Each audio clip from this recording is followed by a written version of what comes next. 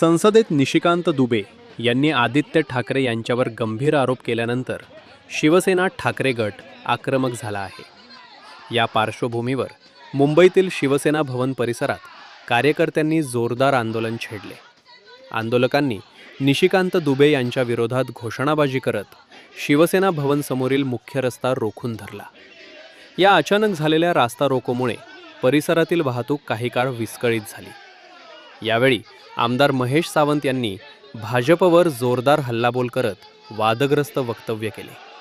त्यांनी आरोप केला की भाजपने अशा प्रकारची वक्तव्य करणारे लोक पुढे केले आहेत, असा टोला लगावला। संघ फोडण्याच्या भाषामध्ये त्यांच्या मनात जे आहे, ज्यांना पाहिजे तसा मतदारसंघ करून महिला आरक्षणाच्या विरोधात आरक्षण देण्याच्या नावावरती स्वतःची पोळी बांधणारे भाजप सरकार आहे।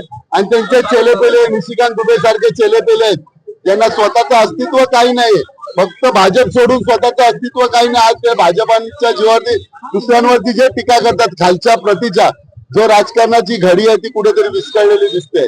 आणि निशिकांत दुबे सारखे जे युपी मध्ये, आम्ही कधी युपी आणि मराठी पक्षाने नेत्यांवर टीका करतो, त्याची स्वतःची लायकी नाही, त्याची लायकी नाही। फक्त त्याला पगारी नोकर होता, आता कुठेतरी त्याला चान्स मिळाला आणि तो कुठेतरी नगरसेवक झालाय। अशा व्यक्तीचा निषेध करण्यासाठी आम्ही सगळेजण इथे भेटलो, बस जमलो आहोत।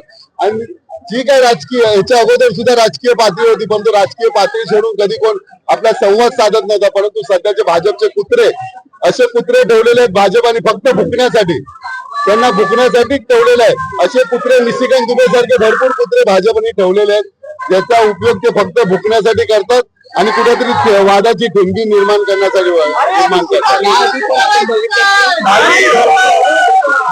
आणि आता पुन्हा एकदा आदित्य ठाकरे म्हणून म्हटलं नाही, असे कुत्रे सोडलेले आहेत, त्यांना कामच आहे भुकायचा, फक्त भुकण्याशिवाय त्या कुत्र्यांना जमत नाही काय।